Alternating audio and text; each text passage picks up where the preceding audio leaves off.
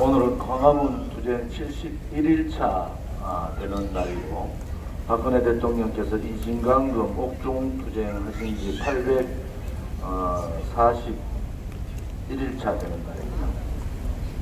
특히 오늘은 건국 대통령 이승만 대통령께서 돌아가신 지가 54년째 되는 54주기 되는 날이고, 우리 공화당에서는 정당에서는 돌아가신 이후에 처음으로 공식적인 추모 행사를 가졌습니다.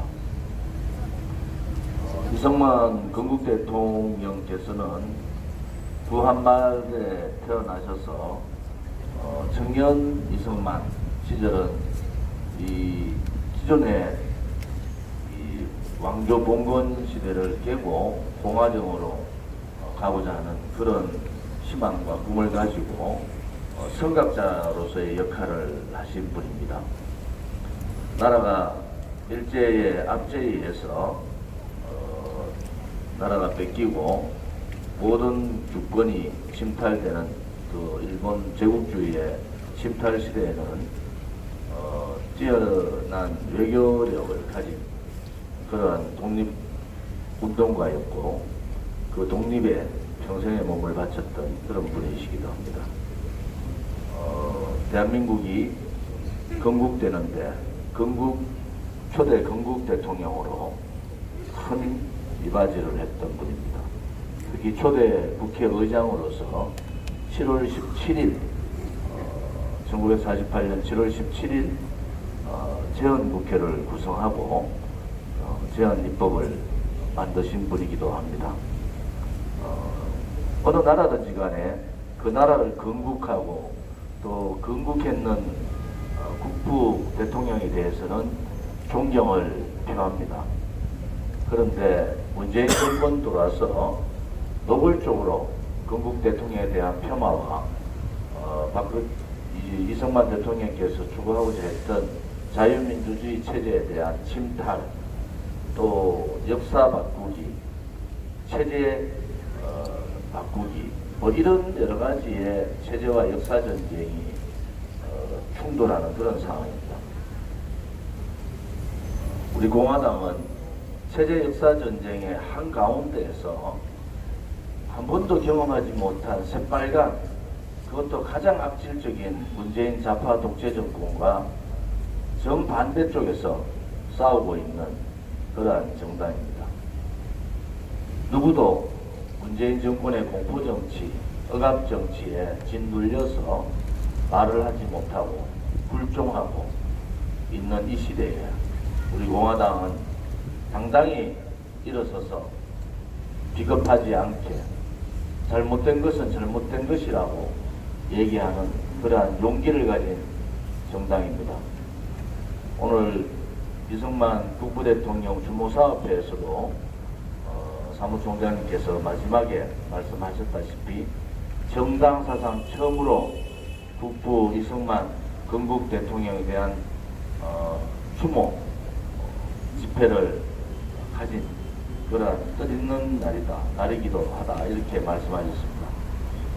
우리 공화당은 앞으로 당사에 세 분의 대통령의 사진을 모시고 있습니다. 건국 대통령이신 이승만 대통령, 부국 방공을 국시로 했던 박정희 대통령 각하, 그리고 자유민주주의 체제를 막아내고 지금 우리가 보니까 얼마나 외롭게 이 좌파들과 투쟁을 하셨을까라는 생각이 드는 자유통일 사상을 가지신 박근혜 대통령, 이 세 분의 사진을 우리 중앙당사에는 걸고 있고, 각 시도당에도 세 분의 사진을 다 걸고 있습니다. 그것은 형식적으로 사진만 걸어놓는 것이 아니라 실질적으로 우리가 그분들의 사상과 그분들의 생각을 같이 하고 있다는 그런 방법을 우리는 보여야 합니다. 앞으로 우리 공화당은 이승만 대통령, 건국 대통령의 추모제와 탄신제에는 꼭 공식 행사를 통해서 자유민주주의 체제를 강조하고 또 국가의 기본 체제로 받아들이고 70년의 역사에 기적을 만들 수 있는 바탕을 해주신 한미동맹의 혈맹을 만들어주신 이승만 대통령에 대한 존경과 예와 성을 우리는 다해야 되겠습니다. 특히 오늘 54번째 맞는 이승만 대통령의 서거 추모제에서 많은 동지들께서 참여해 주셔서 감사를 드립니다. 대한민국이라는 국호가 있는 날 그날까지 누가 무슨 소리를 해도 건국 대통령은 이승만 대통령입니다. 좌파들이, 좌익들이, 친북, 종북, 주사파 세력들이 대한민국의 위대한 역사를 그들의 자익 역사로 바꾸려고 임정 100년을 기념하고 건국 70년을 기념하지 않는 그런 폐악을 저지르고 있습니다.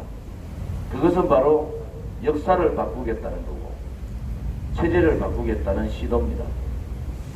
우리는 그러한 그들의 시도에 철저하게 저항해야 합니다. 지금의 우리 세대뿐만 아니라 우리 이후의 미래 세대, 우리 아들, 딸과 손자, 손녀들의 미래 세대를 생각하면은 지금의 우리의 투쟁이 그 미래 세대에 조금이라도 자유민주주의 체제가 발전한 나라, 북한의 핵으로부터 위험이 없는 나라, 또 항상 희망과 비전을 가지는 그러한 나라, 그런 나라를 우리는 물려줄 책무가 우리한테 있는 겁니다. 지금 2019년 오늘 7월 19일 오늘 우리에게 주어진 책무는 좌파 독재 정권과 싸우라는 겁니다. 또 자유민주주의 체제를 수호하라는 겁니다. 그리고 우리의 위대한 우파의 건국 70년을 지키라는 겁니다. 우리는 어떠한 그들의 압력과 그들의 탄압이 있더라도 우리는 우리의 길이 대한민국을 위한 길이고 대한민국뿐만 아니라 8천만 한민족을 위한 길이라는 확신을 가지고 우리는 우리의 길을 가야 됩니다. 이승만 대통령이 말씀하신 내용 중에 이런 내용이 있습니다. 어떠한 일을 하고자 할 때 그 인식의 바탕에 죽음을 각오하고 한다면은 많은 지지가 있을 것이다. 그러나 지금이 아니더라도 언젠가는 그 죽음을 위한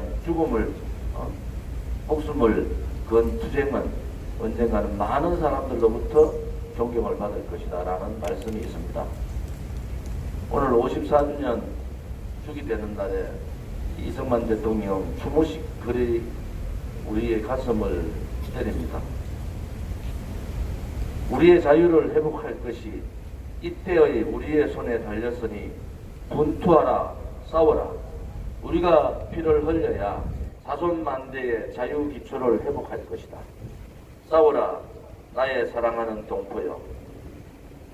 1942년 6월 13일 날 이 방송, 미국의 소리 방송을 통해서 이 말씀을 하셨는데 지금 우리 2019년 지금 우리 국민들에게 왜 그렇게 가슴에 와닿는 말씀인가 그것이 느껴집니다. 우리는 아무튼 죽음을 각오한 투쟁을 해야 됩니다. 우리가 물러가면은 저들은 그냥 20년 30년 좌파 독재 정권 합니다. 공포 정치에 굴종하고 그들의 탄압에 굴종해버린 보수 세력들은 거짓 보수입니다. 자기 국회의원 한 번 더 하려고 자기 명예, 가족의 명예 한 번 더 살리려고 아동바동하는 그러한 정치는 끝난 겁니다. 저는 박근혜 대통령이 죄 없이 거짓 선동, 조작, 음모, 기획에 의해서 이 광화문 광장에서 붉은 무리들에 의해서 조롱당하고 탄핵당했을 때 대한민국의 보수 정치는 끝난 겁니다. 그날 이후로 2017년 3월 10일 이후로 보수 정당은 없는 겁니다. 이제는 박근혜 대통령의 거짓 탄핵이 우리한테 주는 교훈이 뭔가, 우리가 앞으로 가야 될 길이 뭔가, 그것을 여러분들은 생각하셔야 됩니다. 박근혜 대통령의 권력 찬탈 당함은 우리에게 새로운 정치 구도를 만들어라는 겁니다. 새로운 우파 정당을 만들라는 겁니다. 젊고 깨끗하고 보수 정당이 가지고 있던 그 부정부패 의식, 고루한 의식, 웰빙 의식, 이런 걸 다 떨쳐버리고 이제는 그야말로 새로운 보수 우파 정당을 건설해서 다시는 대한민국 땅에 종북이라는 얘기, 친북이라는 얘기, 주사파라는 얘기, 반미주의자들의 얘기가 나오지 않도록 우리는 또 혁신하고 또 개혁해야 됩니다. 우리 스스로 혁신개혁을 하지 않으면 더 이상 우파 정당은 살아날 길이 없습니다. 여러분들이 2년 이상, 3년 가까이 한 주도 빠지지 않고 내일 134차 태극기 집회를 하는 그러한 정당은 세계 역사상 없습니다.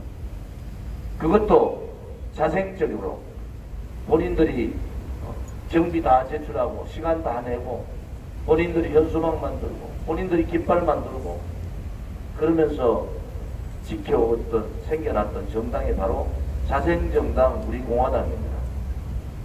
그리고 우리 공화당은 자립했습니다. 스스로 일어섰습니다. 이제 우리 공화당이 가야 될 길은 인적 쇄신을 통한 보수 우파 정당의 개혁입니다. 다시는 배신자들이 자기 정치만을 위해서, 자기의 이익만을 위해서 하는 정치가 아니라 국가와 민족과 국민만을 바라보는 그러한 정치가 될 수 있도록 하는 것이 우리 공화당의 지금의 의무이자 책무입니다. 불법의 불의의 세력이 권력을 장악하면은 그 불의의 세력하고 싸우는 그것은 국민의 의무이자 권리입니다. 불의의 세력에 굴종할 것이 아니라 잘못된 정책에 대해서 불복종하고 잘못된 체제전쟁, 역사전쟁에 있어서는 목숨 걸고 싸워야 됩니다. 우리 선배들은 초계와 같이 나라를 위해서 목숨을 걸었습니다. 저도 삼선 국회의원이지만은 부끄럽지만은 대한민국의 보수를 자처하는 우파를 자처하는 정치인들은 그런 용기가 없습니다. 내려놓을 것이 너무 많다는 것. 이번 21대 국회는 가장 새빨갛고 가장 악질적인 좌파 정권, 문재인 정권하고 싸워야 되는 국회입니다. 어설프게 국회의원 한 자리 더 하고 과거와 같이 그냥 고개 숙이고 두더지 새끼들 같이 불에 숨어 있다가 설금설금 선거되니까 기어 나오는 그러한 정치인들은 미안하지만은 21대 국회는 국회의원하면 안 됩니다. 젊고 깨끗한 그러한 사람을 국회로 보내서 우리 우파 정당부터 개혁에 앞장서시고 우파의 개혁이 정당 개혁의 마중물이 될 거다. 저는 그렇게 봅니다. 정당 개혁을 하고 우리는 국회 개혁을 국민들께 지지받는 국회 혁신 개혁의 주동 세력으로 주도 정당으로 자리매김해야 됩니다. 대한민국의 정치개혁은 정당개혁, 국회개혁을 이룬 다음에 대한민국 정치개혁도 반드시 이루어야 됩니다. 그것이 21대 국회에 해야 될 책무입니다. 권력 찬탈당한 좌파 정권의 권력 찬탈당한 권력을 다시 깨끗한 당당한 능력 있는 우파 정당으로 권력을 찾아오는 것 또한 21대 국회가 해야 될 일입니다. 막중한 위난의 역사에 이제는 그 길에는 많은 희생이 따를 겁니다. 황교안 대표나 나경원 원내대표나 또 지도 지도자라고 하는, 우파의 지도자라고 하는 지도자들은 저를 비롯해서 아스팔트에 피를 뿌려야 됩니다. 죽음을 각오하고 싸워야 됩니다. 그렇지 않으면은 이 좌파 정권의 이 엄보를 깰 수가 없습니다. 우리를 통해서 우리의 몸을 밟고라도 저 붉게 물들어버린 청와대가 아닌 저과대를 부셔야 합니다. 그렇지 않으면 우리는 우리 세대에 엄청난 죄를 짓습니다. 우리 세대에 남북의 분단이 있었고 북한에게 공포가 있었습니다. 우리 세대에 자유통일을 해야 됩니다. 또한 북한 핵도 제거해야 됩니다. 그리고 우리 세대의 권력 찬탈 세력들을 몰아내야 됩니다. 그것이 우리가 해야 될 일이기 때문에 우리 공화당 동지들은 더 참으셔야 됩니다. 오늘같이 황교안한테 울부린다고 뭐가 그렇게 자랑스럽습니까? 그렇지 않습니다. 자제들 하고 여기 여러분들 개인 감정하러 온 거 아니지 않습니까? 자제하고 싸울 때 싸우더라도 어설프게 그냥 그렇게 언론 방송에 조롱거리가 돼서 되겠습니까? 당대표로서 몇 번 말씀을 드리지 않습니까? 싸울 때는 두려움 없이 적들과 싸우고 그렇지 않을 때는 섣불리 이상한 행동을 안 하는 것이 좋겠다. 오늘 그 행동들은 맞지 않았습니다. 그것도 이승만 대통령 54주기 추도식장에서의 모습은 맞지 않습니다. 우리 동지들의 마음은 제가 잘 알고 동지들의 심정은 잘 알지만 그래도 우리가 참을 것을 참아야 우리가 저 붉은 세력들하고 싸우는데 거기에 전력을 다해야 됩니다. 우리 공화당에 대한 정당 탄압이 본격적으로 시작됐습니다. 어디에도 텐트를 못 주게. 지금 광화문 광장을 중심으로 해서 지금 각 정당들의 텐트가 1년, 2년째 쳐져 있습니다. 그럼에도 불구하고 우리 공화당 텐트를 치면은 바로 철거 들어옵니다. 이것은 명백한 헌법 8조 1항 정당의 자유로운 정당 활동에 대한 헌법 위반입니다. 붉은 세력들이 이제는 조급해진 거예요. 지지율은 떨어지고 경제는 참사 수준으로 넘어가죠. 안보 빗장 다 열리고 이제 불만 붙이면은 광화문 광장에 촛불의 10배가 모입니다. 그들은 두려워하는 게 우리 공화당이 그 불을 붙일까봐 두려워하는 거예요. 그러니까 1년, 2년 텐트 치고 있는 정당들 다 놔두고 우리 공화당 텐트만 지금 계속 압박하고 못 치게 하고 있습니다.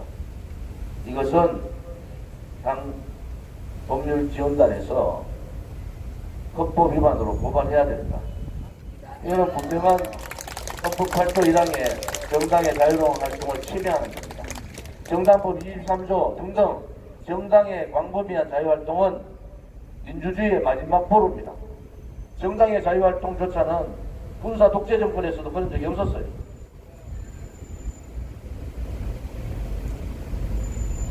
왜 저들이 저렇게 무리수를 떠는가? 그것은 그들이 상당히 위급해졌다는 겁니다. 그럴수록 우리는 섣불리 싸우시면 안 됩니다. 하나더라도 참고, 저는 여러분 3년 이상 보셨잖아요. 제가 말한 거 한마디라도 지키지 않은 게 있습니까? 저는 말과 행동을 같이 합니다. 우리 공화당 분들도 지도부를 믿어주시고 지도부가 돌격 앞으로 가자 할 때 갑시다. 그렇지 않고 섣불리 이렇게 저렇게 해가지고는 괜히 좌파 언론들이 극우정당이다 이렇게 프레임 씌우잖아요. 무슨 극우정당이 폭력도 한 번도 안 하는 극우정당이 있습니까? 또 어느 극우정당이 이렇게 멋있는 분들 눈이 초롱초롱하고 다 선한 분들이 있습니까? 우리는 이 좌파의 공포의 시대에 가장 대한민국의 정체성을 지키고 있는 우파 정당의 중심에 있는 정당입니다.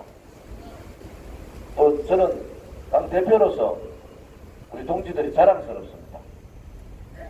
불평불만하지 않고 어떠한 경우에도 견뎌주시고 참아주시고 투쟁력을 기르시고 하는 것에 대해서 감사를 드립니다.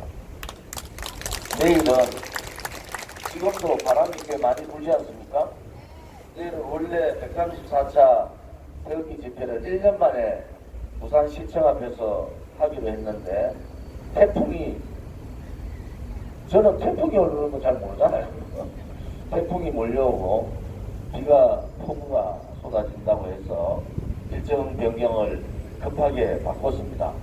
내일은 우리가 조금 30분 일찍 서울역 광장에서 134차 집회를 하고 또 뭐 내일 이석기 석방 단체가 있어요.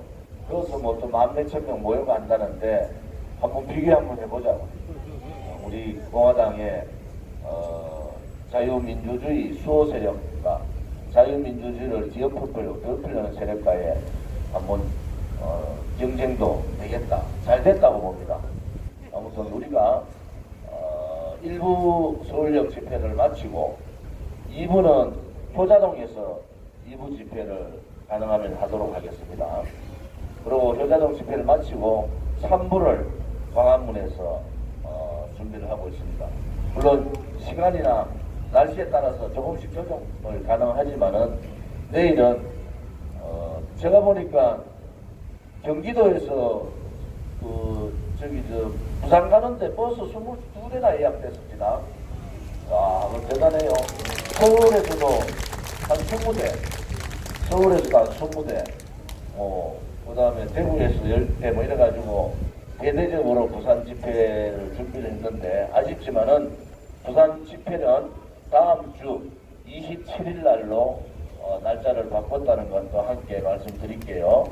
27일 날 하고 그 다음에 내일은 서울역에서 134차 집회를 하는데 지금 시기가 여러분 아시다시피 우리 공화당이 여론조사도 들어가고 어떻게 된 게 여론조사가 일주일마다 1%씩 올라가요. 그러니까 여러분들이 내일 많은 분들 특히 태극기 집회 한번 와보시면은 우리 공화당이라는 당이 정말 멋있는 당이구나. 어떻게 우리 공화당을 제가 계속 자랑하는 게 우리 공화당은 지금까지 정당에 한 번도 가입 안 한 분이 90%예요. 90%가 정당에 한 번도 가입 안 하지 않은 분들이. 그럼 왜 정당에 한 번도 가입 안 한 분이 우리 공화당에 몇십만 명이 왜 가입을 했느냐? 분노잖아요. 우리가 그렇게 보수 국회의원들, 보수 정치인들을 믿었는데 그 보수 정치인들의 배신 때문에 나라가 망했다. 그러니까 이제는 우리가 직접 정치에 참여해야 되겠다. 분노한 앵글이 우리 유권자들이 우리 당을 선택해서 만들어진 당입니다. 또 우리 공화당은 70% 이상이 전문대학생 이상이에요. 낮에는 어르신들이 많지만 저녁 되면 직장 갔다가 젊은 사람들이 대단히 많습니다. 그래서 자생 자립하고 있는 우리 공화당이 자강의 길로 가서 제1당이 되고 정권을 다시 뺏어오는 그러한 수권 정당의 모습을 확실히 갖추겠다는 것도 여러 동지들과 애국 국민들께 약속을 드리겠습니다.